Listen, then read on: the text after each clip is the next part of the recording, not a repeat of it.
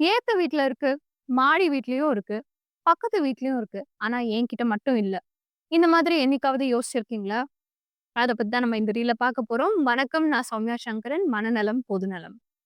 மத்தவங்க கிட்ட இருக்கிறது எல்லாம் நம்ம கண்ணுக்கு தெரியும். ஆனா நம்ம கிட்ட இருக்கிறது நம்ம கண்ணுக்கும் தெரியாது, மனசுக்கும் தெரியாது. இதுதாங்க நம்மளோட ஹியூமன்ஸோட ப்ராப்ளமே. என்னதான் நம்ம கிட்ட ஒரு கார் இருந்தா கூட, நம்மளுக்கு ஆப்போசிட் வீட்ல இருக்கிறவங்க பெரிய கார் வாங்கியிருப்பாங்க. உடனே அந்த பாலிஷ்டான லைஃப்ப தான் நம்மளோட பிரெயினும் சரி, மைண்டும் சரி அத நோக்கி போயிட்டுருக்கும். ஸோ நம்மளுக்கு என்னன்னா, அவங்க மட்டும் வாங்கிட்டாங்களே, அதுக்கு பின்னாடி இருக்கிற இஎம்ஐ யாருக்கும் தெரியாது. அதுக்கு பின்னாடி எத்தன வருஷம் உழைச்சிருக்காங்க யாருக்குமே தெரியாது. ஆனா அவங்க வாங்கிட்டாங்க. அது மட்டும் தான் நம்ம மைண்டுக்கு இருக்கும். ஸோ நம்ம என்ன செய்வோம்னா, நம்ம மைண்ட ஸ்ட்ரெஸ் ஆக்கி, ஆங்ஷியஸ் கிரியேட் பண்ணி, டிப்ரஸ்டா போய், எனக்கு எப்படி இருந்தாலும் அந்த கார் வேணும் அப்படின்னு சொல்லி நம்மளோட லைஃப்ப நம்மளே கெடுத்துப்போம்.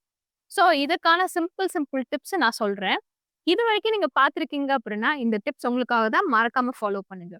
சோசியல் மீடியா தான் உங்களுக்கு மேஜர் காரணம். அதுலேருந்து தான் உங்களுக்கு இந்த ஸ்டொமக் பர்ன் வருது அப்படின்னா, சோசியல் மீடியாவோட ஸ்க்ரால்ஸ லிமிட் பண்ணிக்கோங்க. அந்த ஆப்புக்குன்னு உள்ள செட்டிங்ஸ லிமிட் பண்ணிக்கோங்க. டைமர செட் பண்ணிக்கோங்க. நம்பர் 2 உங்கள நீங்களே ஒரு கம்பேஷன் கிரியேட் பண்ணிக்கோங்க. Self care, self love, self compassion இதெல்லாமே ரொம்ப அழகான வார்த்தை மட்டும் இல்லங்க. அழகான உணர்வுகள்.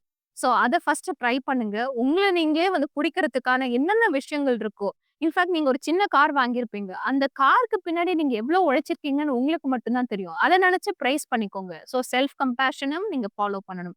அண்ட் 3வது ரொம்ப ரொம்ப முக்கியமான விஷயம், நிஜமான மக்கள நிஜமான உலகத்துல போய் பாருங்க.